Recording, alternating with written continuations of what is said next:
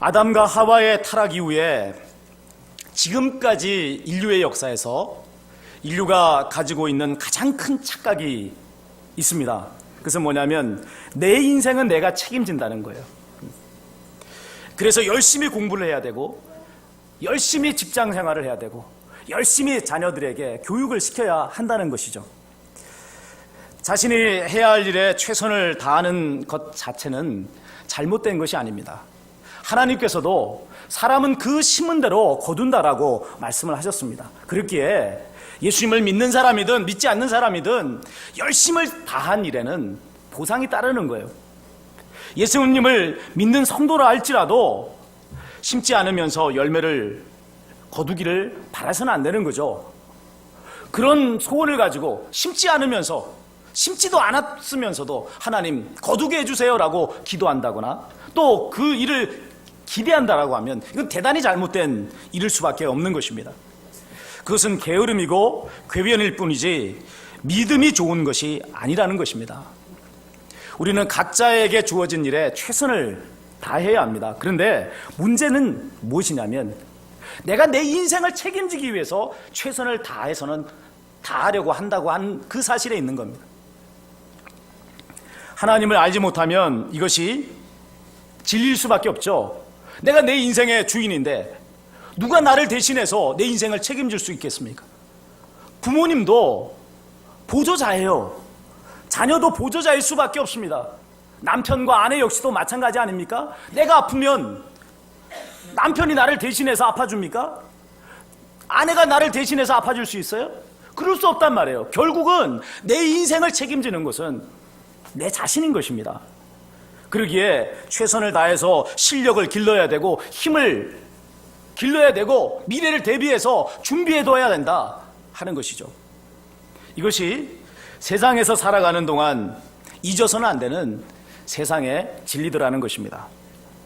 자, 부모가 자녀들에게 철 좀 들라고 그렇게 속을 끓여가면서 속이 터져가면서 아이들에게 가르치는 것이 바로 이것 아니에요? 내 인생 내가 책임져야 돼. 그것을 가르치는 거란 말이에요.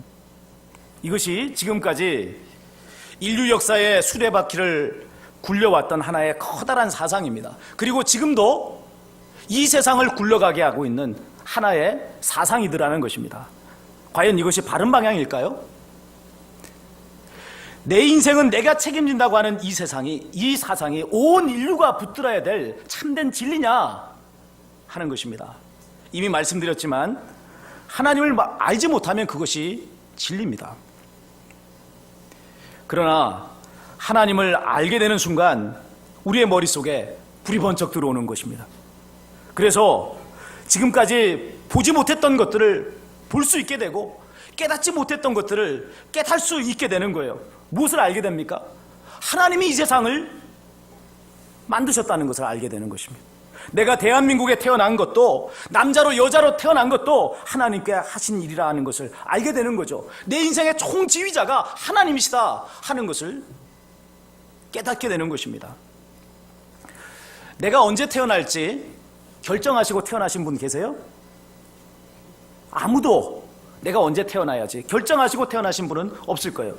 그거와 마찬가지로 내가 언제 죽어야지 라고 결정하고 죽을 수 있는 권한이 우리에게는 없습니다.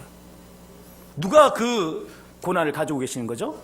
하나님이 그렇게 가지고 계신단 말이에요. 조금만 더 생각을 해보면 내 인생을 책임지는 자가 내가 아니라는 것을 확인할 수 있는 무수한 증거들, 그 증거들이 차고 넘치는 것을 알 수가 있습니다. 사람이 하루 세끼 밥을 먹고 배설하고 밤이 되면 자야 하는 생체 리듬, 사람이 만든 겁니까? 내가 내 삶에 필요한 공기를 공급하고 태양을 움직여서 빛을 조달합니까? 봄에 씨앗을 뿌려서 가을에 열매를 거두게 하는 이 메커니즘을 사람이 만든 거예요? 모든 것이 다 주어진 것입니다. 내 생명까지도 주어진 것이죠. 누가 그것을 주셨어요? 하나님이 주신 거잖아요. 여기서 우리는 내가 내 인생을 책임진다라고 하는 세상의 진리에 이 대책점에 서 있는 성경의 진리를 발견할 수가 있습니다.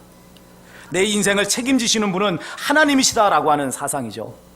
사실 이 진리는 처음부터 인간에게 주어진 것이었습니다. 아담과 하와는 자신들을 만드신 분이 하나님이라는 사실을 너무나 분명히 알고 있었단 말이에요. 그런데 어디서부터 어긋나기 시작했죠?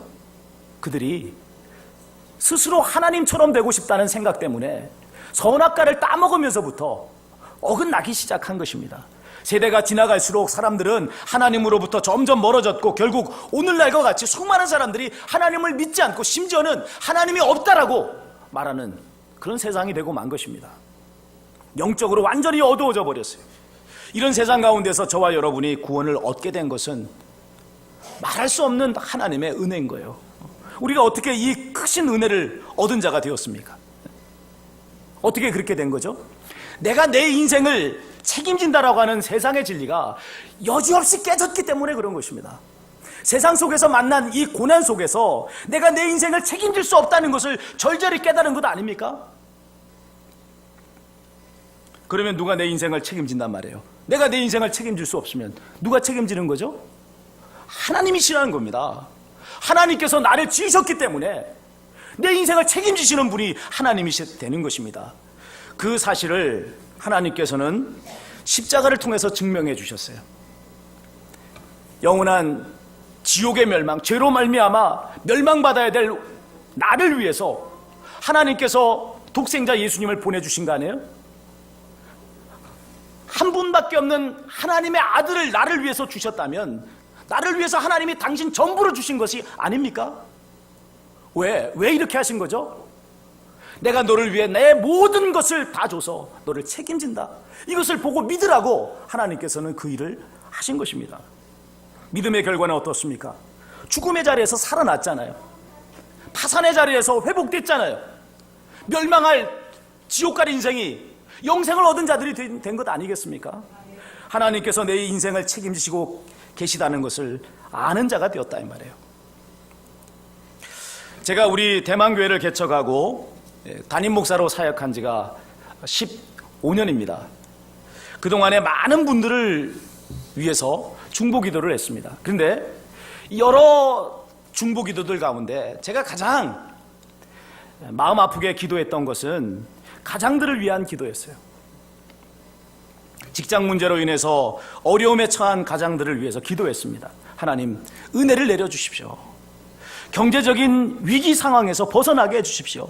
그리고 이를 통해서 더욱 깊이 하나님을 만나게 되는 은혜를 내려주십시오. 무슨 오지랖이 넓어서 다른 사람을 위해서 기도해 줄 수 있었겠습니까? 내가 내 인생을 책임지는 자가 아니라는 것을 깨달았기 때문에 그런 것입니다. 하나님께서 내 인생을 책임지고 계시는 거예요. 그렇다면 다른 사람의 인생도 하나님께서 책임지시고 계시는 것 아니에요? 답이 없는 내 인생을, 이 답이 없는 인생의 구덩이에서 나를 하나님께서 건져 올리셨다면 답이 없는 다른 사람의 인생도 그 구덩이에서 건져내실 수 있는 것 아니겠습니까? 이런 사실은 우리에게 내가 내 인생을 책임진다는 세상 진리의 끝과 하나님께서 우리의 인생을 책임지신다고 하는 성경 진리의 끝이 어떻게 될 것인가를 알게 해줍니다. 내가 내 인생을 책임진다는 세상 진리의 끝이 어떻게 될 것 같아요? 이 진리대로, 세상의 진리대로 산다면 그 끝이 어떻게 될 것 같아요? 그 끝은 여러분 실패와 멸망밖에 없습니다. 내가 내 인생을 책임질 능력이 없는데요, 그렇게 할 수 있는 능력이 없는 우리가 내 인생을 책임지겠다고 살아가면 어떤 결과가 나오겠어요? 뻔한 것 아닙니까? 실패가, 멸망이 예비되어 있는 것입니다. 반면에 하나님께서 내 인생을 책임지신다는 성경의 진리는 어떻게 될까요? 성공과 영생인 것입니다. 영생은 단지 육신적인 영원한 삶을 이야기하는 것이 아니에요. 하나님 차원의 삶을 산다는 것이죠. 나는 그렇게 할 능력이 없지만 전능하신 하나님께서 그렇게 해주실 거란 말이에요. 왜? 성경에 하나님께서 그렇게 해주시겠다고 약속하셨잖아요. 오늘 우리는 하나님께서 내 인생을 책임져 주신다라고 하는 이 성경의 진리 위에 견고히 서야 합니다. 나의 능력 없음에 또 환경에 흔들리지 말아야 합니다. 세상은 끊임없이 너의 인생은 내가 책임지는 거야 라고 말하면서 우리를 유혹합니다. 그래서 우리를 통해서 하나님께서 사람의 인생을 책임지신다라고 하는 이 진리를 드러내지 못하도록 만드는 거예요. 마귀가 예수님에게 행했던 유혹의 본질이 바로 이것이었습니다. 우리 1절과 2절을 함께 소리내어서 읽겠습니다. 그때 예수께서 성령에게 이끌려 마귀에게 시험을 받으러 광야로 가사 40일 밤낮으로 금식하신 후에 줄이신지야. 아멘. 여기 그때는 언제를 말합니까? 그때는 예수님께서 세례를 받으시고 하나님 아버지께서 이 예수님을 향해서 너는 내 사랑하는 아들이다, 내 기뻐하는 자라 라고 하는 말씀을 주셨을 때를 말합니다. 또 그때는 메시아로서의 공생애를 시작하기 직전의 때를 말씀하는 거예요. 그때 성령께서 예수님을 광야로 이끌어 가셨다라고 말씀합니다. 목적이 무엇 때문입니까? 마귀에게 시험받게 하기 위해서, 그 목적을 이루시기 위해서 성령께서 예수님을 광야로 이끌어 가셨다는 거예요. 예수님은 40일을 금식하시고 줄이신 후에 그 굶주린 상태에서 마귀의 시험을 받으셨습니다. 왜 하나님께서는 예수님에게 이런 시험을 허락하셨죠? 예수님께서 마귀의 시험을 이기심으로써 메시아로서의 자격을 가지신 분이라는 것을 드러내시기 위해서입니다. 자격도 검증되지 않은 분이 인류의 구원을 위해서 오신 메시아로서의 사역을 시작하실 수 없는 거 아니에요? 이분이 죄에 빠져서 멸망의 자리에 치달은 그 마귀의 소나기에서 인류를 구원하시기 위해서는 그분이 마귀를 이기시는 분이라고 하는 것을 보여줘야 되는 거 아니겠어요? 그것을 보여준 사건, 이런 자격이 있다는 것을 확인시키고 검증해 주신 사건, 바로 이것이 광야에서의 시험의 사건이더라는 것입니다. 하나님께서는 그 시험의 장소로 광야를 택하셨습니다. 광야는 일찍이 이스라엘 백성이 40년을 지낸 곳 아닙니까? 하나님께서는 이스라엘 백성을 제사장의 나라로 삼으시고 그들을 통해서 온 인류가 구원받기를 원하셨어요. 그러나 안타깝게도 그들은 실패하고 말았습니다. 무엇 때문에 실패했죠? 왜 실패한 거죠? 하나님께서 그들의 인생을 책임지신다는 것을 믿지 않았기 때문에 그래요. 이 진리를 신뢰하지 않았기 때문에 그렇습니다. 그들은 광야에서 어떻게 살았습니까? 자기 인생을 자기들이 책임져야 된다고 생각을 가지고 살았단 말이에요. 그것 때문에 그들은 망했고, 그것 때문에 넘어졌고, 그것 때문에 심판받은 자들이 되고 말았습니다. 예수님께서 성령에 이끌려 광야로 나가신 것은 예전 이스라엘 백성이 넘어진 자리에서 다시 시작하시기 위해서입니다. 참 이스라엘이 되셔서 온 세상을 구원하시려는 하나님의 구원 역사를 실현하시기 위해서 예수님은 광야로 나가신 거예요. 자, 성령께서 예수님을 광야로 이끄셨다라고 말씀하고 있습니다. 이것은 무엇을 연상시키느냐면 하나님의 구름 기둥, 불 기둥이 이스라엘 백성을 광야로 이끈 것을 연상시켜 줍니다. 또 예수님은 이 광야에서 40일 동안 금식하신 후에 줄이셨다라고 말씀합니다. 이건 뭘 연상시키죠? 40년 동안 이스라엘 백성이 광야에서 지내면서 굶주렸던 그 사건을 연상시켜 주는 것입니다. 이런 상황에서 마귀가 나타나 예수님을 시험하였습니다. 예수님을 넘어뜨리기 위해서 유혹한 거죠. 자, 첫 번째 시험이 뭡니까? 돌들을 떡덩이가 되게 만들어서 먹으라는 것입니다. 마귀가요, 예수님을 흔들어 놓기 위해서 사용한 전술을 보면 이것입니다. 내가 만일 하나님의 아들이거든, 내가 만일 하나님의 아들이거든. 이게 무슨 이야기입니까? 예수님이 진짜 하나님의 아들인지 아닌지 한번 확인해 보자는 그런 말입니까? 그게 아니란 말이에요.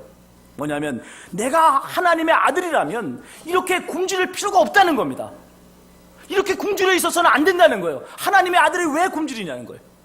이게 그가 지금 말하고자 하는 것입니다. 너의 능력을 이용해서 돌을 떡덩이로 만들어 먹으라고 그런 말을 하고 있는 것입니다. 자, 이에 대해서 예수님께서는 신명기 8장 3절의 말씀을 인용하셔서 시험을 물리치십니다. 사람이 떡으로만 살 것이 아니요 하나님의 입으로부터 나오는 모든 말씀으로 살 것이니라 라고 말씀합니다.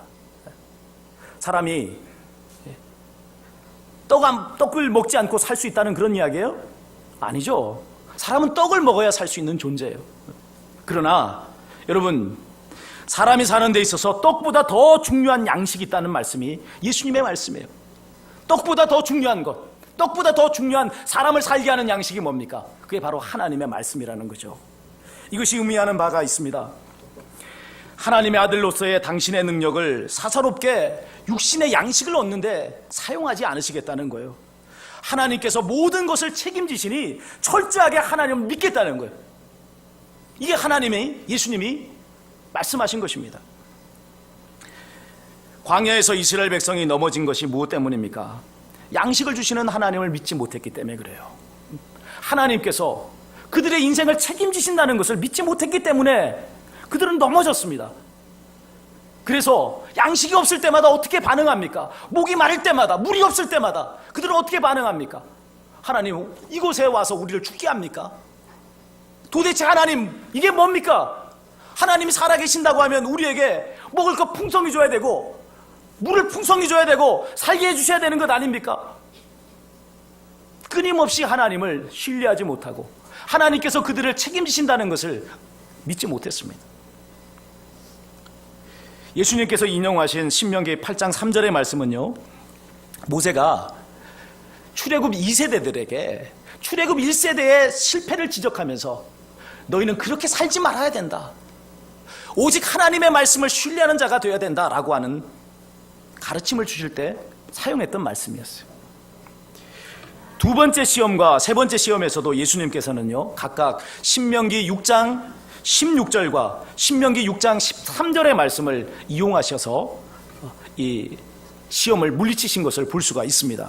이것은 이스라엘 백성이 시험에 실패했지만 예수님께서는 그 시험에 승리하셨다라고 하는 것을 말씀해 주시는 것입니다. 또한 이를 통해서 마귀의 시험이 무엇인가를 명확하게 우리에게 일깨워 주시는 말씀이기도 해요. 자, 두 번째 시험이 뭐예요? 두 번째 시험은 내가 만일 하나님의 아들이거든 성전 꼭대기에서 뛰어내리라는 것이 마귀의 시험이었어요. 그렇게 뛰어내리면 하나님께서 천사를 보내셔서 예수님의 발이 돌에 부딪히지 않도록, 떨어져서 다치지 않도록, 죽지 않도록 받들어 주실 것이다 라고 말씀하셨다는 거예요. 자, 마귀가 인용한 시편의 이 말씀은 거짓말이 아닙니다. 시편에 나오는 그 말씀 그대로를 지금 마귀는 사용하고 있는 거예요. 그러나 마귀는 이 말씀을 자기 본의로 해석하고 적용하게 한 것을 볼 수가 있습니다. 광야에서 이스라엘 백성이 이런 행위를 했단 말이에요. 마사와 무리바에서 하나님이 우리 가운데 계신다면 한번 물을 내봐 주십시오, 이렇게 하나님을 시험했어요. 진짜 하나님 우리와 함께 하세요? 그럼 한번 증거를 내봐 주세요. 물을 한번 내봐 주세요. 무슨 이야기입니까? 내가 원하는 것을 얻기 위해서 하나님을 농락하고 있는 거 아니겠어요? 예수님께서는 단호하게 주 너의 하나님을 시험치 말라라고 하는 말씀으로 마귀의 유혹을 물리치셨습니다. 세 번째 시험은요, 천하만국과 그 영광을 보여주며 자기를 섬기면 그 모든 것을 주겠다는 것입니다. 이 세상의 육신적인 부귀영화를 주겠다는 거예요. 광야에서 이스라엘 백성이 하나님을 섬기는 동시에 금송아지 우상을 섬기고 미디안 족속의 바알부알을 섬겼던 이유가 어디 있는 겁니까? 부귀영화를 얻겠다는 거 아닙니까? 그것 얻겠다고 금송아지를 섬겼잖아요. 그것 얻겠다고 미디안 족속이 섬겼던 바알부알을 섬긴 것입니다. 사람들이요, 우상을 숭배하는 그 우상 숭배의 핵심을 들여다보면 바로 여기에 이유가 있는 것을 볼 수가 있습니다. 여러분, 우상들이 사람에게 주는 것들이 뭐예요? 부귀를 주잖아요. 영화를 주잖아요. 건강을 주잖아요. 성공을 주고 출세를 주고 자녀를 주고 장수를 주고 이런 것들을 준단 말이에요. 다 이게 뭐죠? 사람들이 구하는 것들이에요. 원하는 것들이란 말이에요. 그러니까 우상이라는 것은 다른 것이 아니라 사람들의 탐욕의 형상화에 지나지 않는 것입니다. 그것을 내가 마음에 품고 있는 그 탐심을 외적으로 형상해 놓고 그것을 섬기면 이 우상이 나에게 내가 원하는 재물도 준다, 내가 원하는 장수도 준다, 내가 원하는 성공도 준다, 내가 원하는 출세도 준다, 내가 원하는 생명도 주고 내가 원하는 자손도 주고 다 준다고 생각하는 거 아닙니까? 그래서 손이 많은 우상이 권능이 센 거예요. 다 들고 있기 때문에 그렇단 말입니다. 이런 인간의 탐욕을 부추겨서 하나님을 섬기지 못하게 하고 우상 숭배에 빠뜨리게 하는 그 배후가 사탄인 것입니다. 예수님께서는 이런 마귀의 유혹을 사탄아 물러가라 기록되었을 때 주 너의 하나님께 경배하고 다만 그를 섬기라 하였느니라 하는 이 말씀으로 물리치십니다.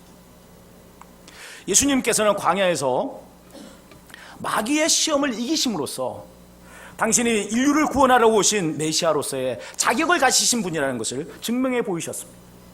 그것을 이스라엘 백성이 넘어졌던 자리에서 넘어지지 않고 마귀를 물리치심으로써 보여주신 거예요. 이 일은 멀리 아담과 하와가 넘어졌던 일에서의 승리이기도 했습니다. 자, 그러면 생각해 봅시다. 예수님은 어떻게 이 마귀의 유혹을 물리치셨죠? 어떻게 마귀에게 이길 수가 있었죠? 그 이김의 핵심은요, 하나님이 내 인생을 책임지신다는 겁니다. 그 진리, 하나님의 그 진리, 성경의 그 진리, 하나님께서 내 인생을 책임지신다고 하는 이 진리를 철저하게 믿으셨기에 예수님께서는 담대히 당신의 삶을 하나님의 말씀에 맞추실 수가 있었어요.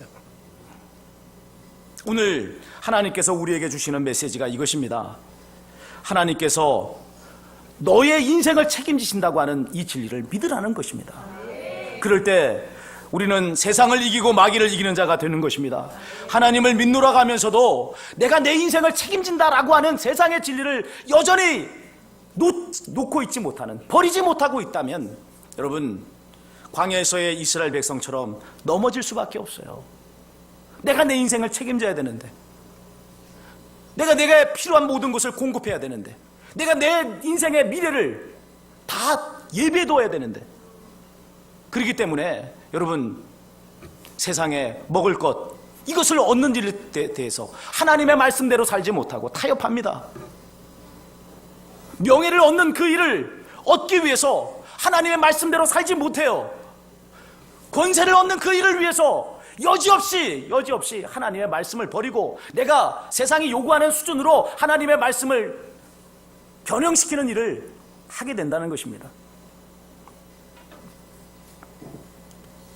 그리고 결국에는 하나님으로부터 떨어지게 되는 것입니다. 오직 하나님께서 내 인생을 책임지신다는 이 진리 위에 굳건하게 서시는 저와 여러분이 되시기를 바랍니다. 그래서 하나님께서 진실로 내 인생을 책임지심을 놀랍게 체험하시고 세상 가운데 하나님께서 사람의 인생을 책임지시는 분이라는 것을 분명하게 보여주시는 거룩한 하나님의 백성들이 되시기를 바랍니다. 오늘도 하나님 우리와 함께 하십니다. 이 일을 우리를 통해서 드러내시고 온 세상을 구원하시기 위해 일하십니다. 하나님께서 내 인생을 책임지십니다. 여러분의 인생을 책임지십니다. 우리의 인생을 책임지십니다. 인류의 인생을 책임지십니다. 이 하나님을 온전하게 전폭적으로 믿고 의지하심으로 세상을 이기는, 사단을 이기는 저와 여러분이 되시기를 주님의 이름으로 축원을 드립니다. 우리 다 같이 주신 말씀을 기억하시며